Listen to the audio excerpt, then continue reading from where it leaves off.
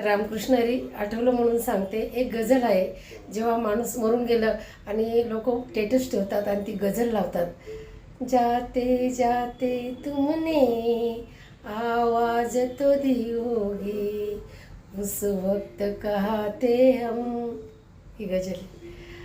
अरे जेव्हा आईवडील घरात असतात, म्हातारा माणूस घरात असतात, आजी घरात असते, तुम्ही जात असतात तेव्हा ते मागून आवाज देतात, बाळा माझ्यासाठी काहीतरी खायला आण रे, नाहीतर काय असेल घरामध्ये, फळ असेल, काही जेवण असेल, मला दे रे बाळा, असं आवाज देतात ते. पण तो आवाज आपण ऐकत नाही आणि निघून जातो आणि मेल्यानंतर मग टाकतो, जाते जाते तुमने आवाज दी होगी, उस वक्त कहा ते हम, जिस वक्त तुम. म्हणजे असं गझल आहे ती. अरे जेव्हा जिवंत आहे तेव्हा आवाज दिल्यावर आवाज द्या रे, खायला द्या, सांभाळा. ही जुनी पिढी आहे, परत नाही मिळत.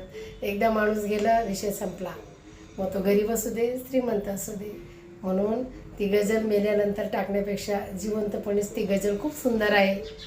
त्या गझलचा तुम्ही जिवंतपणे उपयोग करा. तुम्हाला पटलं ना, पटायला पण पाहिजे. सत्य. रामकृष्ण हरी.